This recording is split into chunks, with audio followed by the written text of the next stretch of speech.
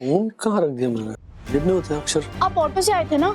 Auto में तो नहीं रह गया? ऑटो रिक्शा यूनियन से वो ऑटो किसके नाम पे है ये पता चल चुका है। अरे क्या बात है दादा, बस मेरा फोन मिल जाए। नहीं साहब, मुझे आपका मोबाइल नहीं मिला।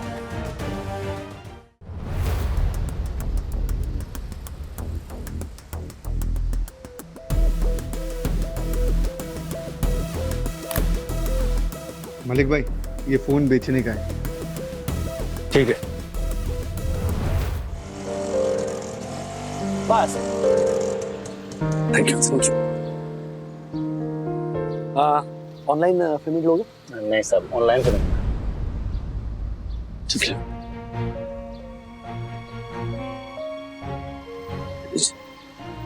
Thank you.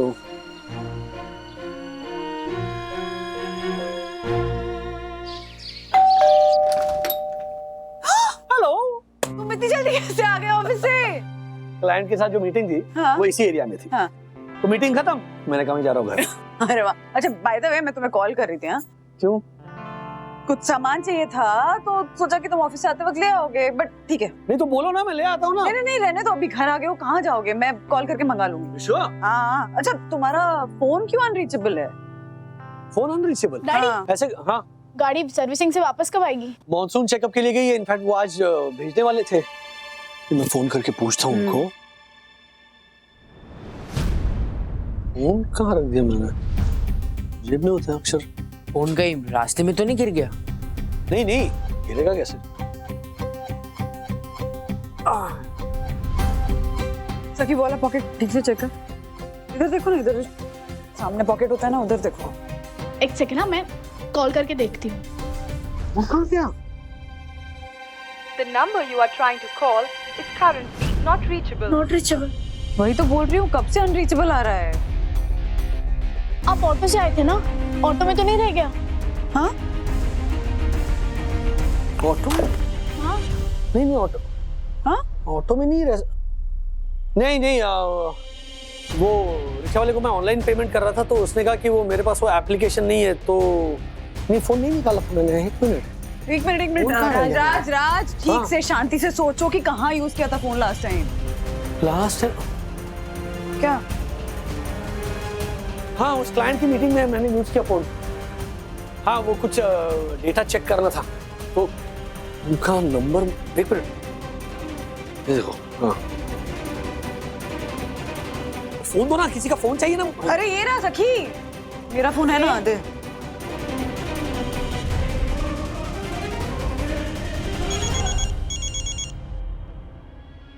Hello, who is this?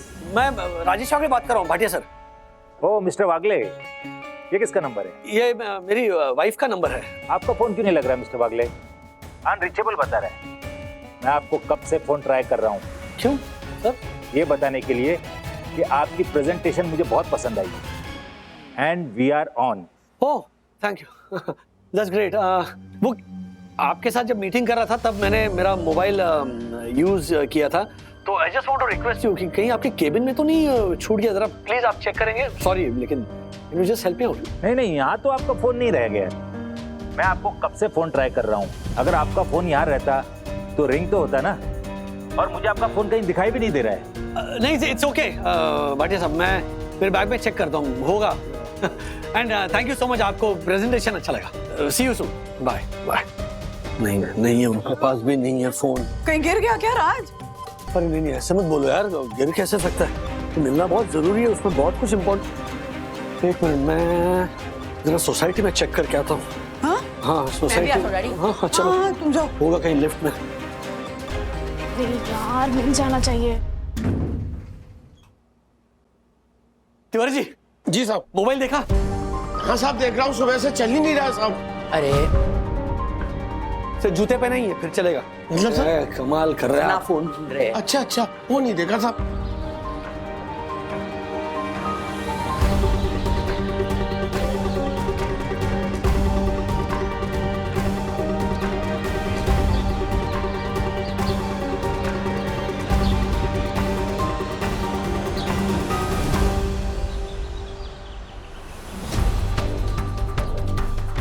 आप फोन मिला? नहीं मिला। अरे अब क्या करेंगे? मेरे कुछ समझ में नहीं आ रहा। फिर सारा इंपॉर्टेंट डेटा है फोन के अंदर, मेरे पासवर्ड्स हैं, बैंक अकाउंट के डिटेल्स हैं, ऑफिस के बैंक अकाउंट के डिटेल्स हैं। किसी भी हालत में फोन मिलना चाहिए मुझे। चालू हो गया साहब, चालू हो गया, फोन चालू हो गया मेरा। हाँ दुलारी। चलो। राधिका, मुझे समझ में नहीं आ रहा है कि राजू क्लाइंट के ऑफिस से सीधे घर आया, वो भी ऑटो में। तो उसका थैंक यू, उसका फोन कैसे खो गया? अगर हमें पता होता तो राजू को बता देते ना। लो नहीं राधिका, मैं तो यूं ही कह रहा हूँ, मतलब कि डोंट वरी दादाजी, मैं डैडी का फोन ट्रेस कर रही हूँ। मिला? नहीं दादी, वही ट्राई कर रही हूँ। मिला ना? एक मिनट। अरे ढूंढ ना जल्दी सखी। दादी टाइम लगता है, ऐसे जल्दी जल्दी नहीं होता। अरे देखने दो। डैडी का फोन स्विच ऑफ है तो लोकेशन ट्रेस कैसे होगा? अरे बाप रे, अब मुझे तो बड़ी चिंता हो रही है राजू के फोन की। मिला क्या? मिला? नहीं नहीं मिला। पूरी सोसाइटी में हम दोनों ने ढूंढा, पीछे भी ढूंढा, नहीं मिला। इसका मतलब फोन सोसाइटी में नहीं है। जस्ट काम डाउन, मिल जाएगा। सखी, लोकेशन का कुछ पता चला? आपका फोन स्विच ऑफ है, जब तक स्विच ऑन नहीं होगा तो लोकेशन का पता कैसे चलेगा? यार इतना कुछ है ना उस फोन में, इतना डेटा है, फोटोग्राफ्स है, वीडियोस है, इतनी मेमोरीज है, सारे क्लाइंट्स की कॉन्टैक्ट लिस्ट है। और ऐसे कैसे चलेगा? कहाँ क्या होगा फोन? आपने बैकअप नहीं लिया था? नहीं, वो फोन मेमोरी फुल हो गई थी ना, इसलिए बैकअप नहीं ले पाया मैं। डैडी एटलीस्ट लैपटॉप में तो बैकअप ले सकते थे ना, मेल भी ओपन होगा। अरे हाँ, फोन पे कहाँ मेल लॉक करते हैं, वो तो ओपन है। उसमें हम सबके बैंक डिटेल्स हैं, ऑफिस के अकाउंट डिटेल्स हैं, मेरे सारे पासवर्ड्स हैं, और जो प्रेजेंटेशन परसों मुझे देनी है उसके सारी डिटेल्स हैं। अब उन डिटेल्स के बगैर मैं प्रेजेंटेशन कैसे दे पाऊंगा? और ये सब कुछ कॉन्फिडेंशियल। आप शांत रहो, मैं आपके मेल का पासवर्ड चेंज करती हूँ। ओके, यार कुछ तो मिल जाएगा। आँखों नाम मतलब। काम डाउन, मिल जाएगा। क्या हुआ? ओटीपी रजिस्टर मोबाइल नंबर पे चला गया। हाँ, ओटीपी तो फोन पे ही जाएगा, अब पासवर्ड कैसे चेंज होगा? राजू, मुझे तो अब भी लग रहा है कि तुम्हारा फोन ऑटो में ही गिर गया होगा। हाँ? ऑटो में गिर गया होगा तो ऑटो का कैसे पता चलेगा? एक आइडिया, वो ऑटो सोसाइटी कंपाउंड में आया था ना, तो सीसीटीवी फुटेज से पता चल सकता है कि ऑटो का क्या नंबर है। हाँ यस। हाँ, अरे ऐसे क्या देख रहे हैं आप मुझे दक्कू भाई? अरे सीसीटीवी फुटेज चेक कीजिए ना, ताकि पता चलेगा ऑटो का नंबर क्या है। राजेश भाई, आपका फोन खो गया? ऐसे कैसे फोन खो गया? अरे आप तो अपने आप को बहुत ही रिस्पॉन्सिबल, बहुत समझदार समझते हैं ना। देखा तिवारी, जो अपने आप को बहुत ही रिस्पॉन्सिबल, बहुत ही समझदार समझता है, उस राजेश वागले ने अपना फोन खो दिया। व्हाट? मतलब ओ दक्कू भाई, मैंने फोन खो नहीं दिया, मेरा फोन खो गया है, फर्क है। एक ही बात हुई ना।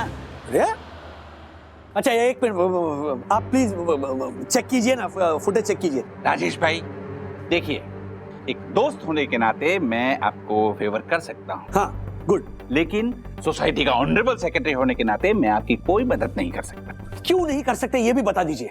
क्योंकि आपने अब तक रिटर्न में कोई एप्लीकेशन नहीं दी है।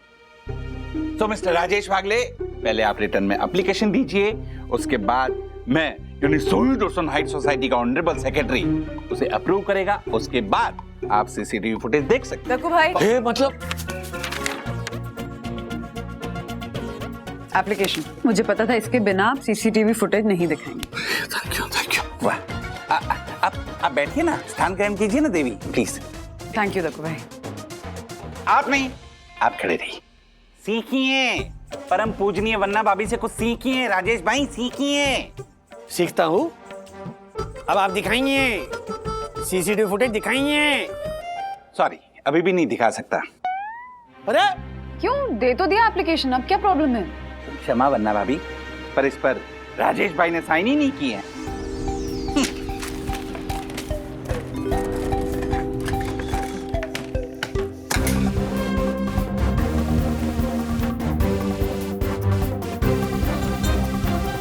ये लीजिए, मैंने मेरे अंगूठे का निशान भी लगा दिया इस पर। अब मैं इस हरे पेन से साइन करूंगा और इसे अप्रूव कर दूंगा। अब आप सीसीटीवी फुटेज देख सकते हैं। देवी आइए, स्थान ग्रहण कीजिए, आइए। ये रिक्शा आई, ये मैं पैसे दे रहा हूँ, उसने पैसे। एक मिनट पॉज कीजिए, देखो पॉज कीजिए, वो हाँ हाँ, एक रिक्शा का नंबर देखना है। एक मिनट शांति रखिए। चला जाए। हाँ देवी, जो आ गया। ये पास। चलो मिल गया नंबर ना, चलो चलो। अरे थैंक यू दक्कू भाई। राज, दसानी का फोन आ रहा है। हाँ बोलो दसानी। राजेश सर, आपका फोन मिल गया। क्या फोन मिल गया? हाँ? कहाँ मिला? नहीं, वही तो मैं आपसे पूछ रहा हूँ, आपका फोन कहाँ मिला? अरे वो तुम बताओगे ना। अब मैं कैसे बताऊंगा सर? तुम्ही ने तो अभी बताया कि फोन मिल गया। नहीं, मैंने ऐसा कहा नहीं, मैंने आपसे पूछा कि आपका फोन मिल गया सर। तो क्वेश्चन मार्क कहाँ है दासानी? मुद्दे की बात बोलना। ऐसे कोई पूछता है?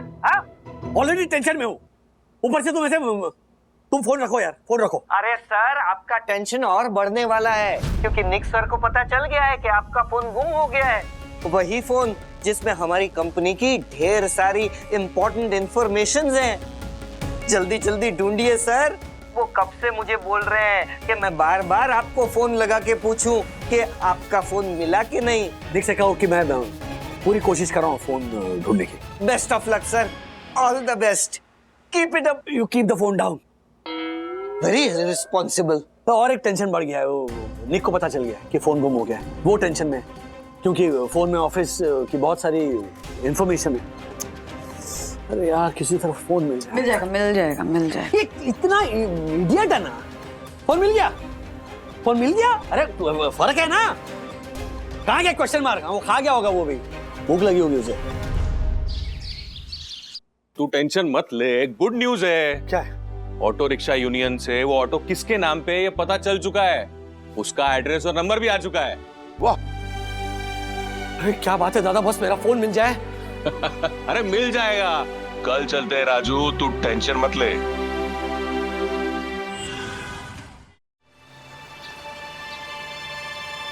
नहीं साहब, मुझे आपका मोबाइल नहीं मिला।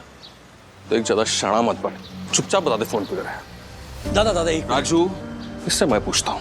अरे एक देखो साहब, आज के ज़माने में हम ऑटो वालों को अगर पैसेंजर का मोबाइल, पर्स या कुछ भी सामान मिलता है ना, तो हम पक्का उन्हें वापस कर देते हैं। हम सब ऑटो वाले बेईमान नहीं होते, लेकिन हाँ, कुछ पैसेंजर जरूर होते हैं जो बेईमान हो सकते हैं। ठीक है, तू एक बात बता, तूने इनको ड्रॉप करने के बाद में ऑटो में किसको बिठाया, कहाँ से बिठाया और किधर ड्रॉप किया? साहब को जब मैंने छोड़ा ना, तो उसके बाद में अगले सिग्नल तक तो मुझे कोई भाड़ा नहीं मिला, लेकिन उसके बाद एक लड़का मिला था जिसको मैंने बैठाया। पहले तो उसने बोला कि मुझे अंधेरी जाना है, लेकिन फिर पता नहीं क्यों बीच में उतर गया। उसके बाद का मुझे कुछ नहीं पता।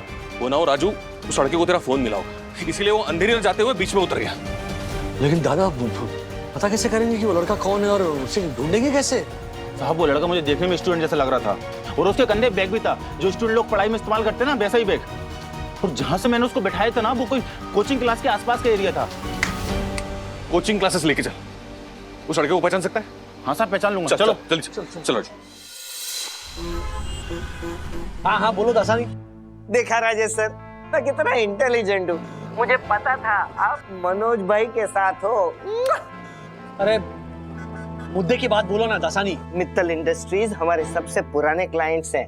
अब उनके साथ हमारी कंपनी का कॉन्ट्रैक्ट टूट जाए, ये अच्छी बात नहीं है सर। क्या कह रहे हो तुम? मित्तल इंडस्ट्रीज का हमारी कंपनी के साथ कॉन्ट्रैक्ट टूट गया? नहीं, कॉन्ट्रैक्ट अभी टूटा नहीं है, लेकिन परसों टूट जाएगा, ऐसा डर है। अरे लेकिन एक मिनट, वो लोग कॉन्ट्रैक्ट क्यों तोड़ देंगे? क्योंकि उनका विश्वास टूट जाएगा ना, उनकी उम्मीद टूट जाएगी, तो फिर कॉन्ट्रैक्ट भी टूट जाएगा। एक्चुअली सर, मित्तल इंडस्ट्रीज की एक नई फैक्ट्री का इनॉग्रेशन परसों होने जा रहा है, जिसके इनविटेशन कार्ड्स हमारी कुरियर कंपनी को कुरियर करने हैं, वो भी कल सुबह तक। लेकिन इनवाइटीज का सारा लिस्ट आपके फोन में है। अरे हाँ सर, अब अगर आपका मोबाइल नहीं मिला तो उन 500 लोगों की लिस्ट भी नहीं मिलेगी, और लिस्ट नहीं मिलेगी तो हम इनविटेशन कार्ड भेजेंगे किसे? नहीं सुनो दासा, नहीं ऐसा कुछ नहीं होगा। हमें उस लड़के का पता मिल गया है जिसके पास हो सकता है मोबाइल मिले। ओके, तो लड़का मिलते ही मोबाइल मिल जाएगा और फिर सारी टेंशन दूर हो जाएगी। हाँ चलो bye. All the best sir. दादा फोन। चलो चलो चलो।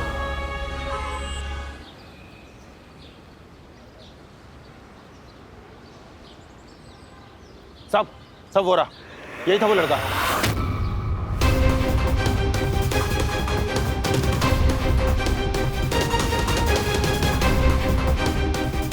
ये जिसे सफेद जूते पहने वो? हाँ सर, यही सर। पक्का? यस सर, यही लड़का है। इसने पहले मेरा ऑटो रुकवाया, फिर मेरे को बोला कि अंधेरी जाना है, लेकिन थोड़ी दूर जाके ऑटो से उतर गया। और जब ये ऑटो से उतरा था तब थोड़ा टेंशन में लग रहा था।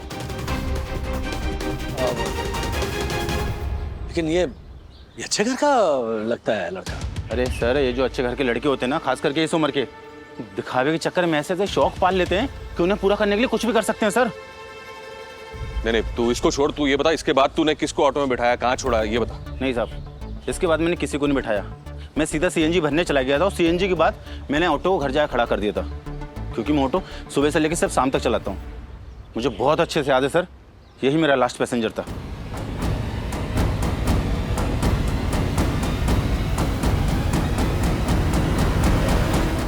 अरे क्या राजेश भाई, क्या कुछ भी क्या बोल रहे हो यार? हमारे छोरे के बारे में बात कर रहे हो आप?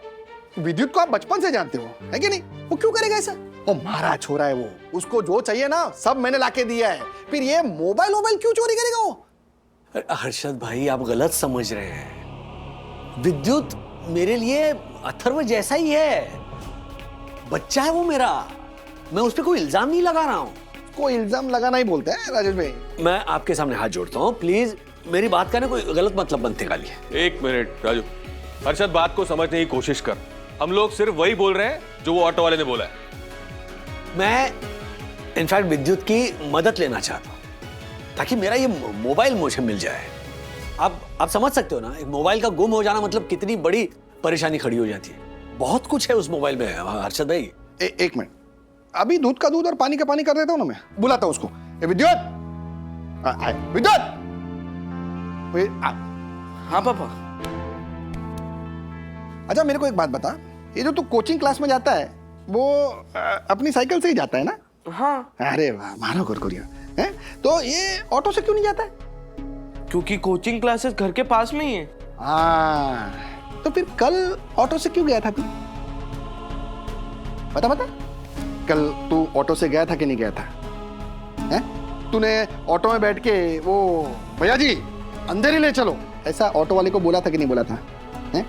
और फिर थोड़ी देर चलने के बाद ऑटो से उतर गया था कि नहीं उतर गया था? हैं? बता ना, बता जवाब दे मारे कुरकुरिया। हैं? बोल बेटा, बोला। हाँ पापा, ये सब कुछ सही है। वो खुशी ना बर्थडे पार्टी में जा रही थी, तो उसने मुझे वहां पर बुलाया था। मैं भी वहीं जा रहा था, तो मुझे रास्ते में याद आया कि खुशी ना मुझे बहुत सारे लोगों के बीच में पहचानने से मना कर देती है, और अगर बर्थडे पार्टी में भी उसने मुझे पहचानने से मना कर दिया तो वहां पर मेरी इंसल्ट हो जाएगी। ये सोचकर मैं बीच में उतर गया। अबे झाला, ये खुशी के चक्कर में इज्जत की खुदकुशी क्यों करवा रहा है तू? सॉरी राजा भाई, सॉरी। विद्युत, रिक्शा में तुम्हें कोई मोबाइल मिला सीट पर? हाँ। नहीं अंकल, वहां पे कोई मोबाइल नहीं था। ठीक है, थैंक यू बेटा, थैंक यू। जा तू जा चल, तो कल से साइकिल पे जाना। हाँ। जा। सॉरी राजेश भाई, लेकिन आप टेंशन मत लो। हमारा एक दोस्त है, आपका जो मोबाइल था ना सेम टू सेम वैसे ही मोबाइल आपको दिलवा दूंगा आधे भाव में। नहीं, मोबाइल खरीदने की बात नहीं है हर्षद भाई, लेकिन ये मोबाइल गया कहाँ ये समझ में नहीं आ रहा है। ना मेरे पास है, ना घर में है, ना ऑफिस में है, ना रिक्शा में। मोबाइल गया कहाँ?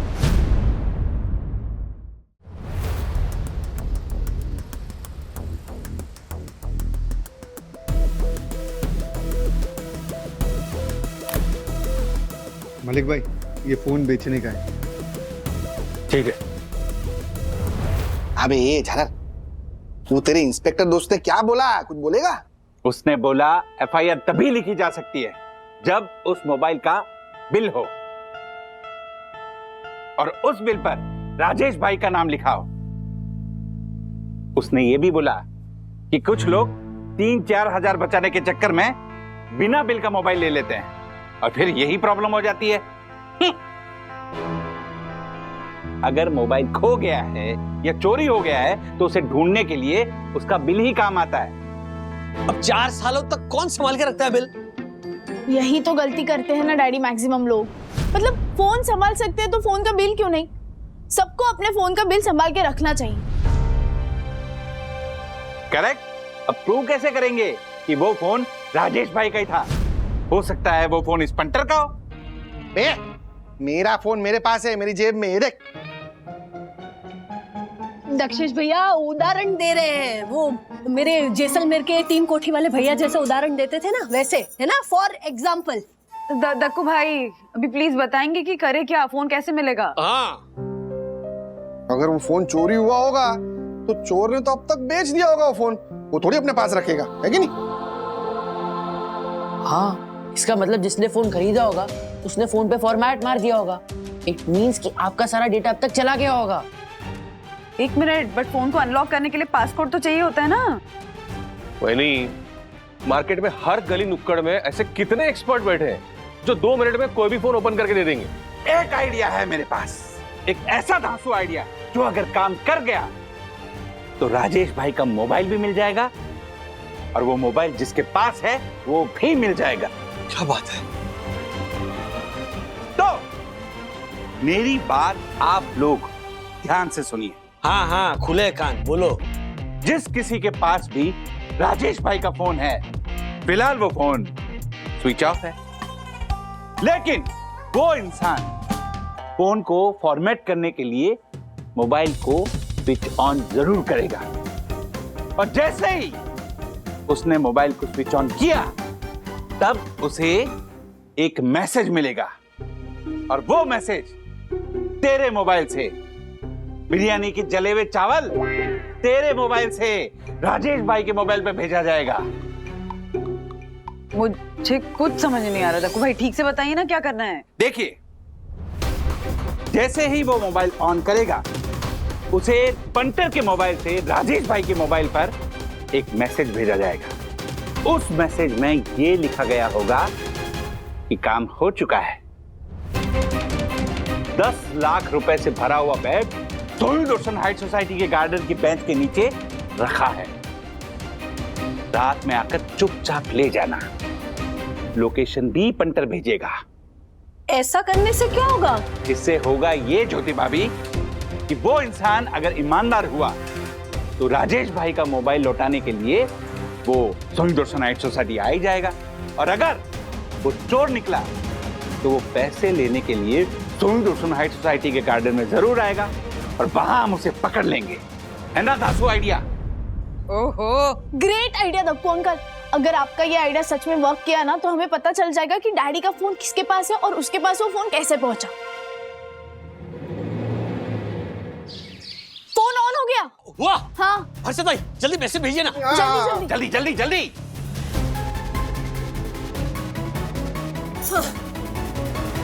अरे लॉक खुल गया, फटाफट फॉर्मेट मार देता हूँ।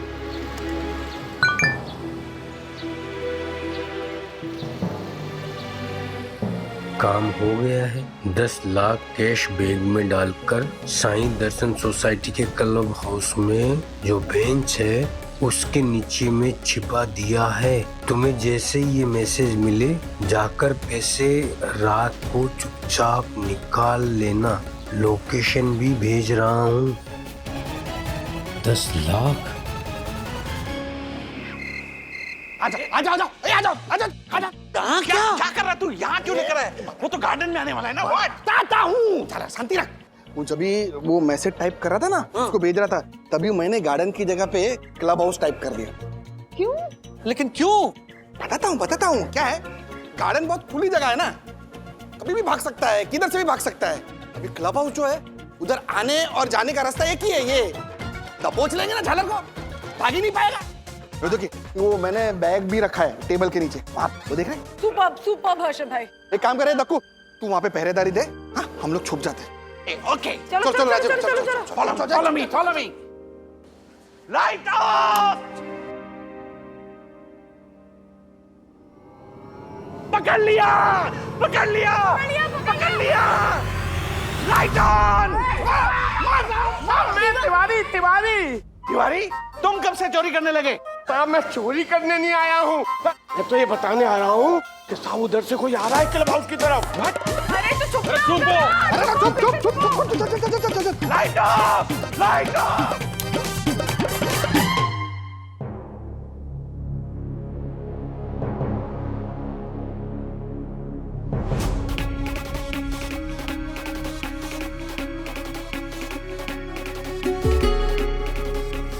इतने अंधेरे में 10 लाख कहाँ ढूंढूंगा?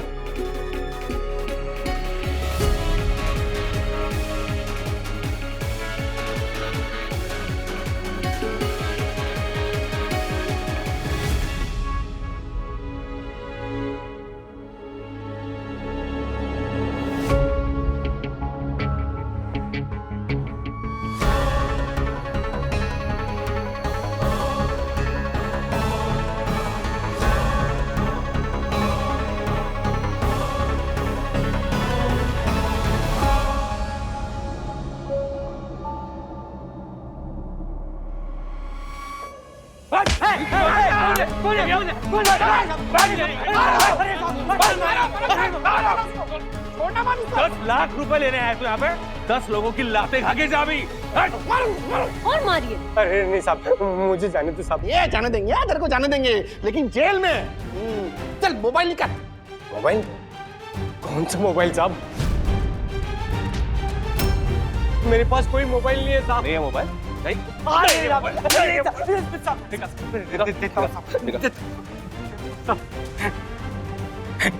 कहाँ से आया राजू?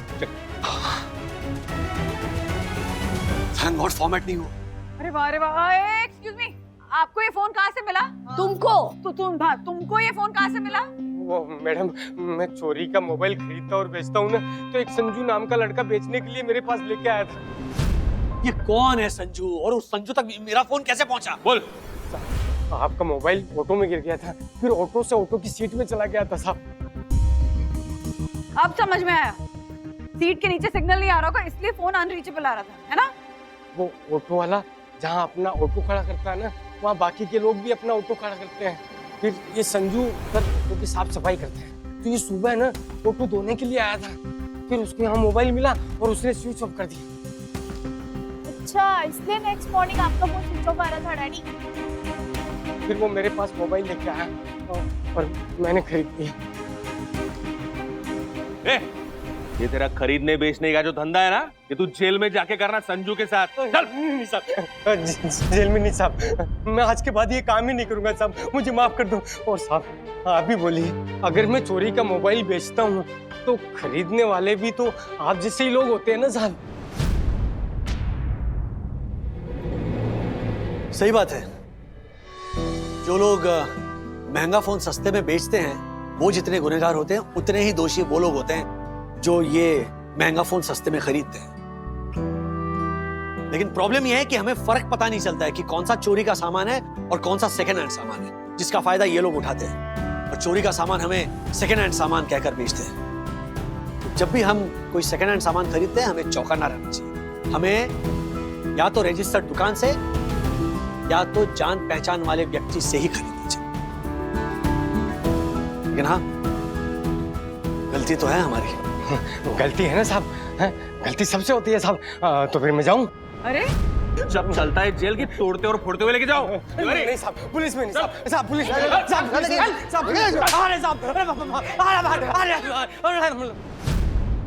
देखा आप लोगों ने? क्या पकड़ा गया ना, राजेश भाई का मोबाइल भी मिल गया। तो चलिए अब सब लोग मेरी तारीफ कीजिए, मुझे शाबाशी दीजिए। चलिए चलिए। On a serious note, Yamini भाभी, दक्कू भाई, थैंक यू सो मच। आपने अपना वकील वाला दिमाग इस्तेमाल नहीं किया होता तो शायद राज का फोन नहीं मिलता। तो थैंक यू। बिल्कुल सही कहा। फोन खोने का दुख तो होता ही है, लेकिन एक फोन के खो जाने से हमारी कितनी सारी यादें खो जाती हैं।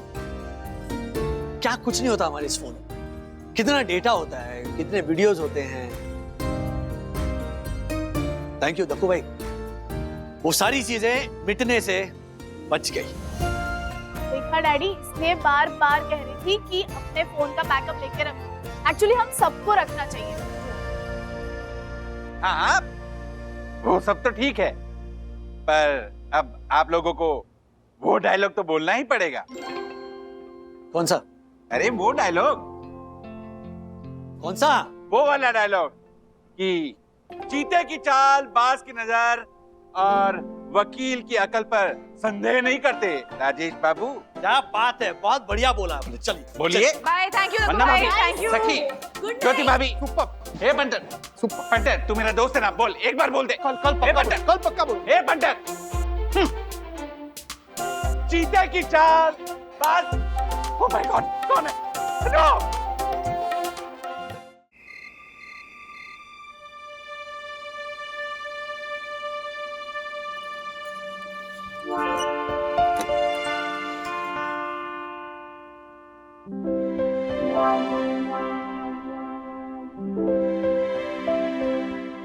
आज वॉक पर नहीं गई थी?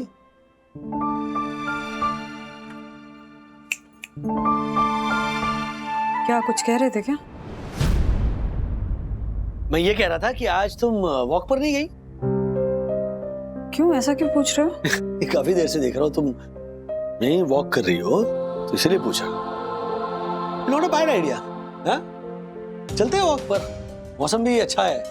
थोड़ी से मूड नहीं है। मूड नहीं है, ओके समझ गया। मतलब वही बात अभी भी तुम्हारे मन में। दो इतना मत सोचो ना। मुझे तकलीफ हुई है राज, तुम नहीं समझोगे। अरे तुम जितना सोचोगी ना उतनी ज्यादा परेशान होगी। देखो सखी अब मास कॉम कर रही है, तो असाइनमेंट है, असाइनमेंट के लिए उसने ये किया है।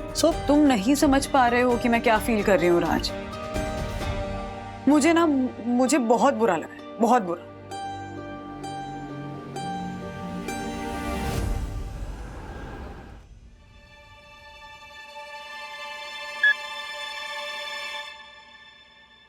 Hi guys,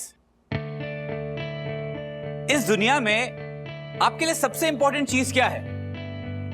time. आप सब यहां मैस कॉम कर रहे हैं, कल उठ के आप प्रिंट मीडिया या इलेक्ट्रॉनिक मीडिया ज्वाइन करेंगे। इसलिए सबसे पहला लेसन मैं आप लोगों को यह देना चाहता हूं कि कम से कम टाइम में और कम से कम शब्दों में आप अपनी बात कैसे कन्वे कर सकते हैं। फॉर एग्जाम्पल, अगर मुझे यह बात कहनी है कि जयपुर के एक मॉल में किसी ने बॉम्ब होने की अफवाह फैला दी, जिसकी वजह से पूरे मॉल में एक अफरा तफरी का माहौल हो गया। How many letters? मैंने कितने लेटर्स यूज किए? 91। मैं ये बात कम शब्दों में भी बयां कर सकता था। फॉर एग्जाम्पल, जयपुर के मॉल में एक बॉम्ब की झूठी अफवाह बनी अफरा तफरी की वजह। How many letters? 53. Only 53 letters. So let's see. अब कम से कम टाइम में आप अपने आप को ज्यादा से ज्यादा इंट्रोड्यूस कैसे कर सकते हैं, लेकिन आप लोगों के पास सिर्फ 10 सेकंड का टाइम होगा, ना 1 सेकंड ज्यादा ना 1 second come. So are you guys ready? Yes, sir. Come on! Yes, sir. All right, let's start. So, सबसे पहले कौन आएगा? You, come. Are you ready? Yes. Absolutely. Yes. Okay then, your time starts now. Hello, my name is Ira. I'm from Meerut. I have studied in Vivekanand College. I live in a hostel and I want to build a big media house. Time's up. Good. Please sit. Okay. अब कौन आएगा? You? You'll come? Please.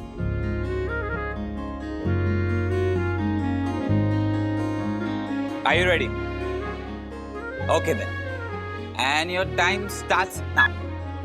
Hi, I am सखी राजेश वागले। मैं मुंबई से ही हूँ, अपनी family के साथ रहती हूँ। I studied in NC college of Mumbai. I think mass media करके मैं Time's up. तुम तो ये भी नहीं बता पाई कि तुम मास मीडिया करके करना क्या चाहती हो। सॉरी सर, वो सर नहीं। By the way, my name is Karan Thapar. You all can call me KT. Hello voting adults. Sakhi right? Sakhi, I am sure अगर तुम्हारे पास वक्त होता तो तुम अपनी बात पूरी तरह से कह पाती। बट द लेसन इज, कम शब्दों में ज्यादा बात कैसे कन्वे करते, राइट? Please sit.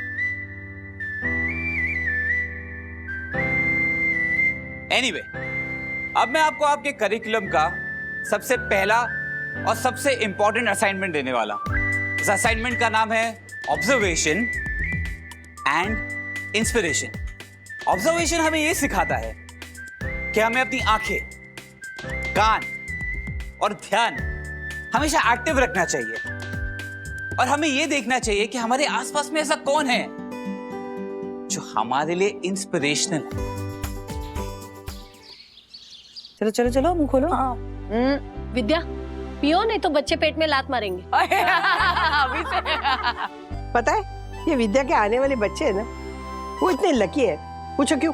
क्यों? उनको ना वो बचपन मिलेगा जो मनोज और राजू को मिला था, प्यार भरा बचपन। कैसे?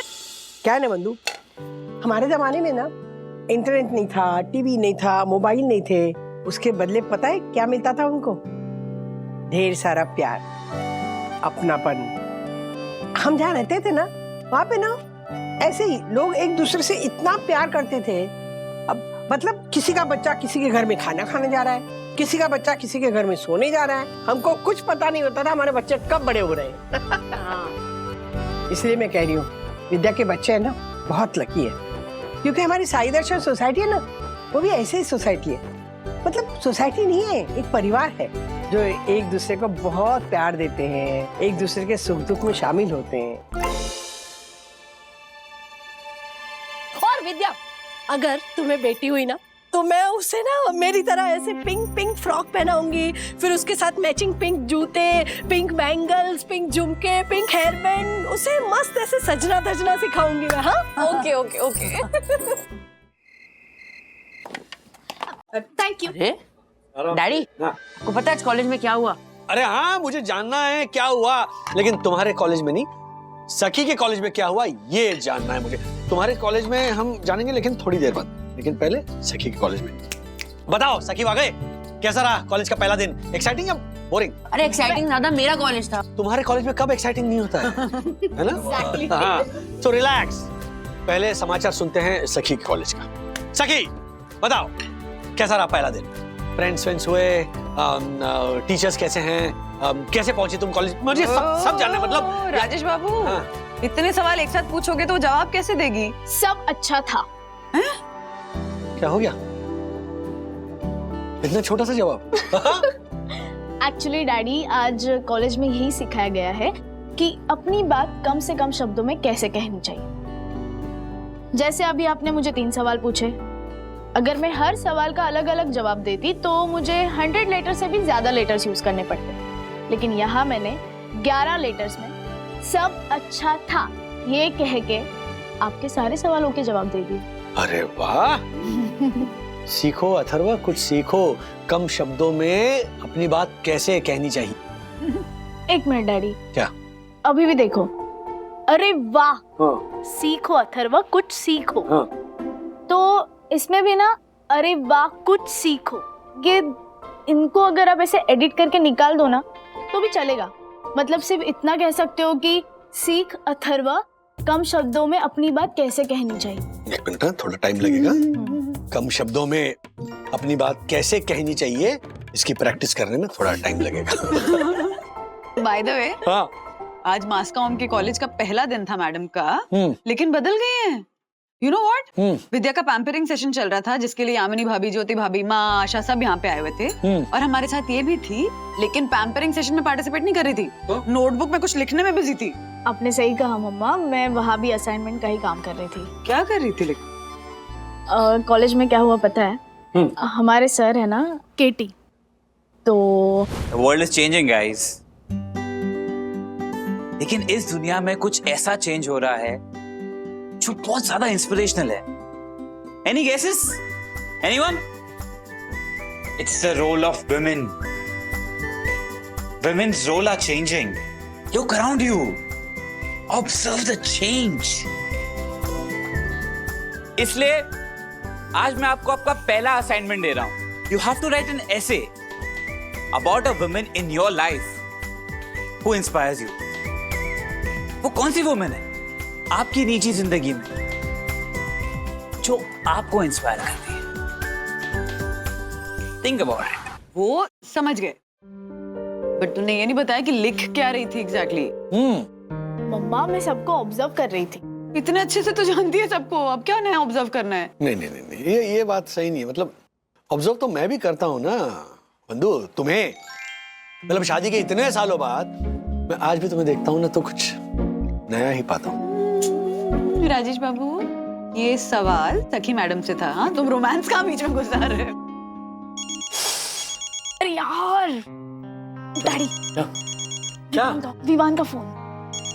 तो उठा क्यों नहीं रही है? टेक ऑफ करने बोलो। 1 मिनट उठा क्यों नहीं रही? झगड़ा हुआ क्या? नहीं, लेकिन अभी हो सकता है। क्यों? वो संडे का कुछ प्लान था हमारा, लेकिन अब मुझे ऐसे लिखने का असाइनमेंट मिला है ना, तो मैं तो कैंसिल करना पड़ेगा। क्या असाइनमेंट? नहीं, फिर संडे का प्लान। अरे उठाओ, बोल दो ना। हाँ, उसमें क्या है? आराम से। मथरवा, कुछ सीखो अपनी दीदी से। इसे कहते हैं फोकस। ऐसे लिखने के लिए अपने दोस्तों के साथ संडे का प्लान तक कैंसिल कर रही है। हाँ, बट ऐसे ही तो लिखना, इतना स्ट्रेस क्यों ले रही है? उसकी असाइनमेंट है, मेहनत कर ले दोनों से। वो तो ठीक है, आपको पता है मेरे कॉलेज में क्या हुआ आज? खाना खाते वक्त बात नहीं करते ज्यादा। अच्छा सुना, मैं बताऊंगा ही नहीं। जो हुआ वही बता रही हूँ। कम ऑन यार सखी, यार डोंट डू दिस यार। Vivaan, I am sorry, please understand. अच्छा चलो ठीक है।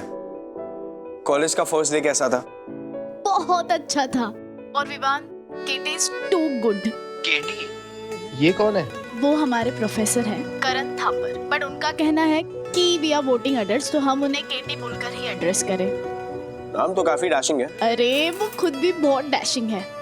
हाँ हाँ, इतने डैशिंग है कि हमारे संडे के प्लान की तो डैश डैश डैश कर दी है।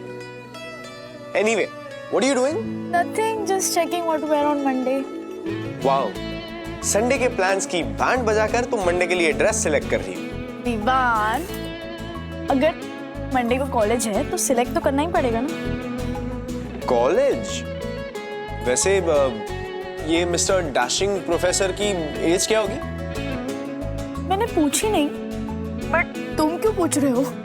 नहीं, जस्ट ऐसे ही बताओ ना, अंदाजन in his 30s, 40s, 50s। मैंने ना एक नया रेड टॉप लिया था।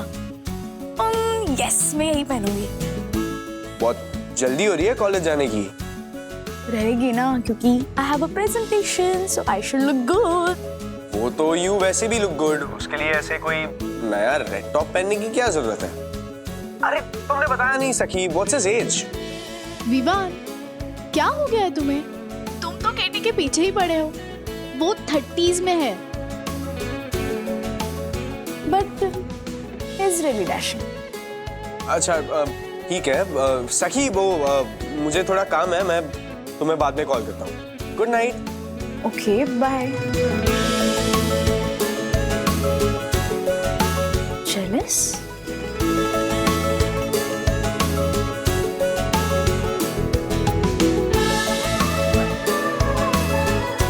परफेक्ट।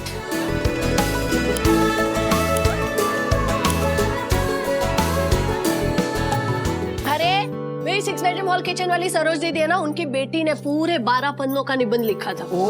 हाँ, अच्छा। लेकिन आप सखी लिखेगी? हाँ। अरे सखी निबंध लिखेगी, लेकिन किस पे? सोचो झटपट। निर्मला सीतारामन, दीपिका पादुकोण या आलिया भट्ट? पर इनमें से कोई भी नहीं यामिनी भाभी। एक्चुअली सखी को जो प्रोजेक्ट मिला है वो ये है कि उसको एक ऐसी महिला पे ऐसे लिखना है जिसको वो अच्छे से जानती है और उससे इंस्पायर भी होती है। तो मैं हूं ना। सखी मुझे अच्छे से जानती भी है और मैं उसे बहुत पसंद भी हूँ। क्यों? आप में क्या है ऐसी खास बात? मेंढक टर्टर करते हैं जब होती है बरसात। सखी मुझ पे ही निबंध लिखेगी क्योंकि वो मेरे एक्टिंग की फैन है। अगर सखी आपकी एक्टिंग की फैन है ना, तो मेरी फैशन की कूलर है। उसे मेरी स्टाइल, मेरा फैशन बहुत पसंद है, तो मुझ पर ही निबंध लिखेगी। यामिनी भाभी, ज्योति भाभी, आप लोग क्यों ऐसे आपस में उलझ रहे हो? सखी को डिसाइड करने दो ना, उसको किस पे निबंध लिखना है। वैसे मेरे ऊपर भी निबंध लिखा जा सकता है। हाँ, और सखी तो हमेशा बोलती है, आशा ताई आपके जैसा तो कोई हो ही नहीं सकता, you are strong woman. Very good. एक मिनट हो गया सबका? हाँ, देखो मैं सखी की दादी हूँ, है ना, और सखी मुझसे बहुत प्यार करती है, मतलब वो तो मेरी परछाई है। तो इसलिए ना तुम सब बाहर और सखी मुझ पे निबंध लिखेगी। राधिका आंटी, आप ऐसे जबरदस्ती नहीं कर सकते ना कि मुझे पे निबंध लिखना है। नहीं, मैंने कह दिया ना। ये मैं आपको कहती हूँ। अरे बाप रे, यहाँ तो उम्मीदवारों की पूरी लिस्ट है। सबको लग रहा है कि सखी उन पे ही ऐसे लिखेगी, लेकिन बेटियां तो सबसे ज्यादा इंस्पायर अपनी माँ से होती है ना, तो आइडियली तो सखी को भी अपनी माँ पर ऐसे लिखना चाहिए। लिखेगी ना? नहीं, मम्मा पे तो ऐसे बिल्कुल नहीं लिखूंगी। अरे क्या कह रही हो तुम सखी? अरे मम्मा से बेहतर और कौन हो सकता है जिस पर तुम ऐसे लिख सको? Actually you are right daddy. बहुत से लोग हैं जिनके ऊपर मैं ऐसे लिख सकती हूँ। मैं छोटी नहीं हूँ ना कि मेरी मम्मा, माय मम्मा पे ऐसे लिखूंगी। बड़ी हो गई हूँ। इसका मतलब तुम मम्मा पर ऐसे नहीं लिखोगी? नहीं नहीं नहीं नहीं नहीं नहीं।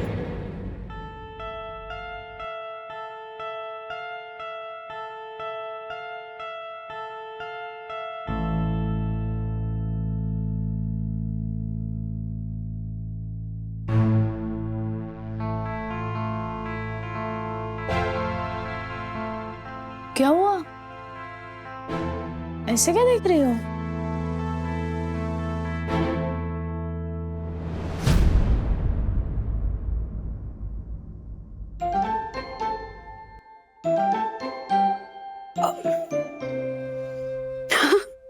तुम्हारे वो ऐसे के चक्कर में ना वर्ल्ड वॉर 3 शुरू हो गई है। World war 3? दादी, विद्या काकी, ज्योति आंटी, यामिनी आंटी, आशा ताई, सबके बीच में ऐसे वर्ल्ड वॉर 3 शुरू हो गई है। लेकिन क्यों? वो तुम्हें ऐसे लिखना है ना कि तुम किस औरत से सबसे ज्यादा इंस्पायर होते हो, तो उन लोगों को लग रहा है कि तुम ऐसे मतलब उनमें से किसी एक पे लिखोगी क्योंकि तुम सबसे ज्यादा इंस्पायर उनमें से किसी एक से होती हो, पर उन्हें नहीं पता ना कि तुम ऐसे में उनका नाम नहीं लिखने वाली हो। आपको कैसे पता चला कि मैं उनका नाम नहीं लिखूंगी? क्योंकि बेटियां सबसे ज्यादा इंस्पायर किससे होती हैं? माओ से, है कि नहीं? हाँ, बेटियों के थॉट प्रोसेस पे, उनके संस्कारों पे कौन सबसे ज्यादा छाप छोड़ता है? उनकी माँ। तो ऑब्वियस है ना सगी कि तुम भी अपनी माँ पर ही ऐसे लिखोगी, है ना?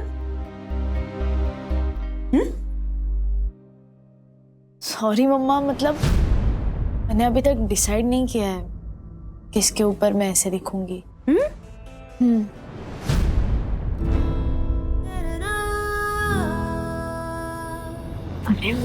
थाम के चले जो साथ में,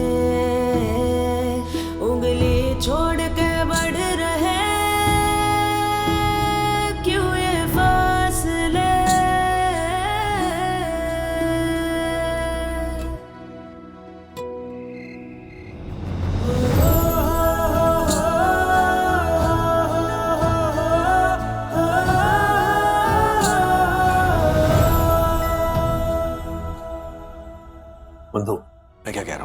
कुछ मत कहो राज। मैं भी काम करती थी ना, जाती थी ना जॉब पे। क्यों छोड़ा था काम? बच्चों के लिए, ताकि उनको कोई प्रॉब्लम ना हो।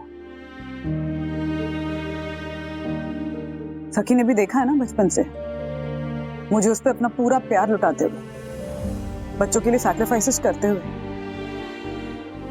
उसकी खुशी में खुश होते हुए, उसके दुख में दुखी होते हुए। फिर अब क्या हो गया? याद है तुम्हें बचपन में जब उससे कोई पूछता था कि बड़े होकर क्या बनना चाहती हो, तो वो क्या कहती थी? यही कि मैं बड़ी होकर मम्मी जैसे बनूंगी। एग्जैक्टली। और अब बड़ी हो गई है तो उसे सोचना पड़ रहा है कि उसकी माँ उसको इंस्पायर करती भी है या नहीं। ऐसा नहीं है, बच्चे जब छोटे होते हैं तब वो जो बोलते हैं, तब वो जो सोचते हैं, जरूरी नहीं है कि बड़े होने पर उनकी सोच वही हो। तो इसलिए माँ बाप को भी ये समझना चाहिए कि जैसे बच्चे बड़े होते हैं उनकी सोच भी बड़ी होती है, उनकी दुनिया अलग होती है। क्या हर माँ बाप नहीं चाहते कि उनके बच्चे को खुला आसमान मिले? बच्चों के जो अरमान हैं, उनके जो सपने हैं, पंख मिले ताकि वो और ऊंची उड़ान मारे। वैसे ही सखी को एक खुला आसमान मिल गया है। अब उसे डिसाइड करने दो कि हवा के रुख के साथ उसे किस तरफ बहना है। तो इसीलिए अगर वो तुम्हारी जगह किसी और पर ऐसे लिखती है तो इस बात को लेकर तुम्हें इतना फर्क नहीं पड़ना चाहिए। फर्क क्यों नहीं पड़ना चाहिए? एक माँ अपना सब कुछ सैक्रिफाइस कर देती है अपने बच्चों के लिए, ताकि उनकी परवरिश में कोई कमी ना रहे, उनको किसी बात की कोई तकलीफ ना हो, ताकि उनकी अपब्रिंगिंग वो अच्छे से कर सके। तो फिर उन्हीं बच्चों का बड़े होने के बाद ये फर्ज नहीं बनता कि माँ के उन सैक्रिफाइसेस की वैल्यू करें? चलो छोड़ो, चलो चलो तो छोड़ो। नहीं छोड़ सकती हूँ मैं, सीरियसली।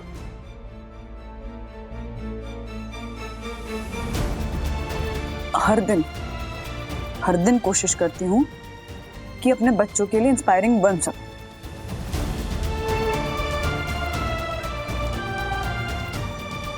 अगर सखी फिर भी मुझसे इंस्पायर नहीं हो रही है ना, तो एज अ मदर मैं फेल हो गई।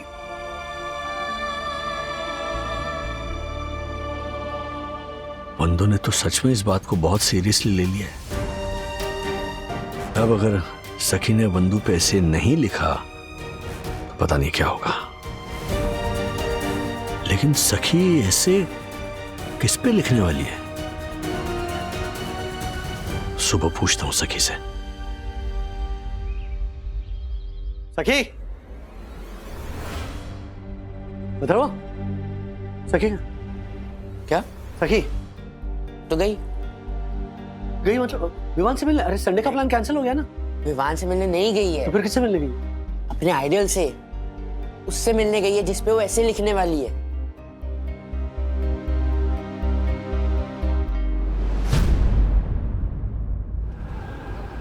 नहीं, मुझसे मिलने नहीं आई। लेकिन आप ऐसा क्यों पूछ रही है? नहीं, ऐसे ही पूछ रही हूँ।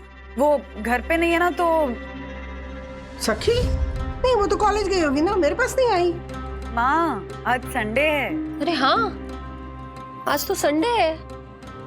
सखी थोड़ी मेरे जोधपुर के 6 बेडरूम हॉल किचन वाले पुन्नू भैया जैसी है जो संडे को भी कॉलेज जाएगी। शायद अपने दोस्तों से मिलने गई होगी। अब बाकी सबसे भी पूछिए ना। पूछा आपने? हाँ पूछा ना, पर ना वो ज्योति भाभी के पास गई है, ना यामिनी भाभी के पास गई है, और ना माँ के पास गई है। गई होगी यही कहीं। आ जाएगी बंधु, इतना टेंशन क्यों ले रही हो तुम? नहीं, टेंशन नहीं ले रही हूँ। एक्चुअली कुछ काम था इसीलिए ढूंढ रही हूँ। पता नहीं कहाँ चली गई। लेकिन वही नहीं, वो मेरे पास तो नहीं आई है और अभी तक मैं घर पे ही हूँ। वही नहीं, आपने सखी को फोन किया था क्या? किया, पर वो उठा नहीं रही है। ठीक है, मैं देखती हूँ।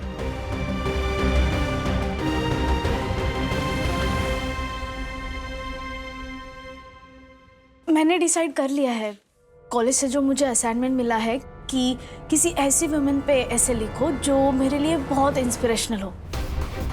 तो वो आप है। आई विल राइट ऐसे ऑन यू, बट प्लीज़ मुझे इसके लिए आपकी हेल्प चाहिए होगी। मुझे आपके बारे में और भी बहुत जानना है, बहुत सारे सवाल करने हैं। अब जो भी बोलोगी वो सब मैं फ़ोन में रिकॉर्ड कर लूँगी, उसके बाद ऐसे लिखूँगी। Are you ready?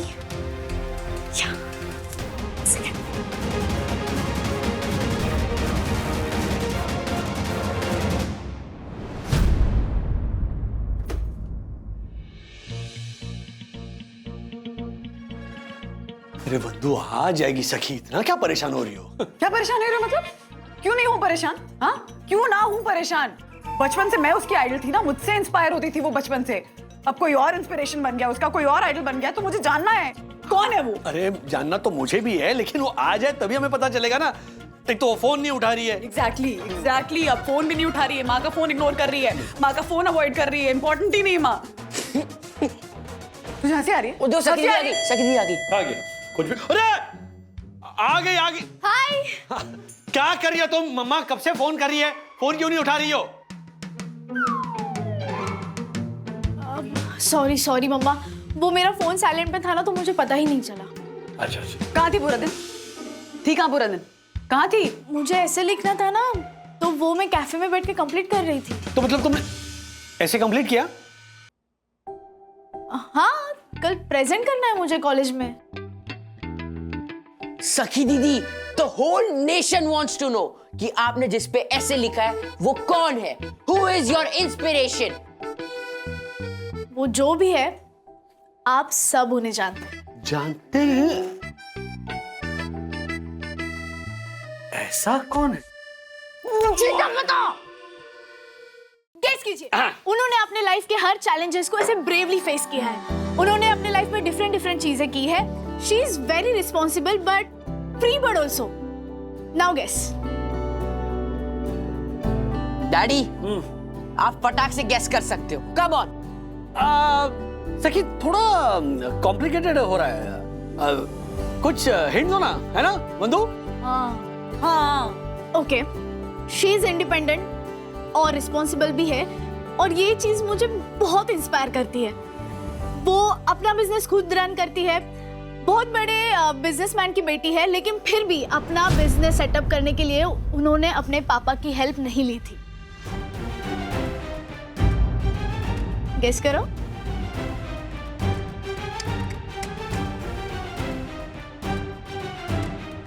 ऐसे क्या देख रहे हो? गेस करो। डैडी, हाँ, you can do it. I can. थोड़ा कॉम्प्लिकेटेड अब वाकई में हो रहा है। थोड़ा और हिंट दो सखी। ओके। उन्होंने अपनी स्टडी स्कॉलरशिप से पूरी की और हायर स्टडीज के लिए लंदन के यूनिवर्सिटी ऑफ वेस्टमिंस्टर से अपनी स्टडीज कंप्लीट की, वो भी स्टूडेंट लोन लेके। और लंदन में पार्ट टाइम जॉब्स भी किए और ऑलमोस्ट लंदन में सेटल हो ही गई थी, लेकिन उनके पापा की तबीयत बिगड़ गई, इसलिए अपनी बेटी की रिस्पॉन्सिबिलिटी निभाने के लिए वो सब कुछ छोड़ के इंडिया में चली आई, और अभी वो अपने पापा का और खुद का बिजनेस संभाल रही है।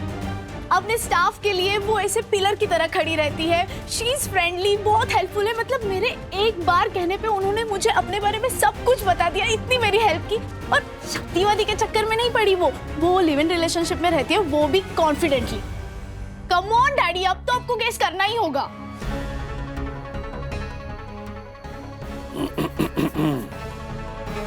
समझ तो गए हो, तो बोल ही दो ना। हाँ,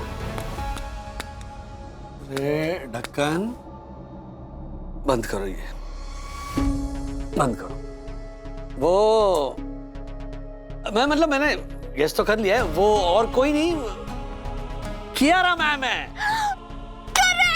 Yes, Daddy, I knew you can do it. Yes. But I must tell you Sakhi कि कियारा मैम को तुमने अपना इंस्पिरेशन माना है और तुम उन्हें अपना आइडल मानती हो, तो मैं इतना ही कहूंगा, गुड चॉइस। Yes.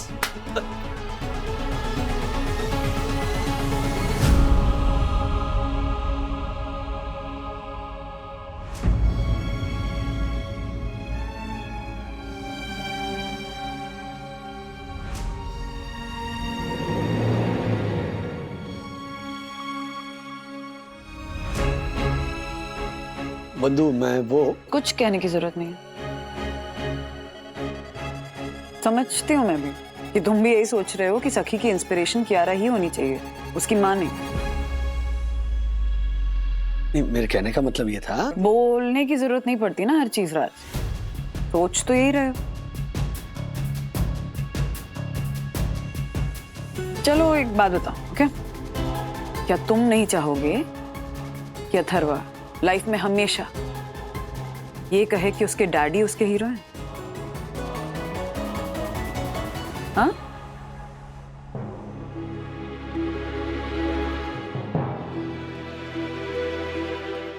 तो बेसिकली एक बाप का हक होता है ये एक्सपेक्ट करने का कि वो हमेशा अपने बच्चों का हीरो बना रहे, पर माँ ये एक्सपेक्टेशन नहीं रख सकती। माँओं को ये राइट नहीं है कि वो सोचें कि वो भी अपनी बेटी की हीरो बनी रहे, है ना? मम्मा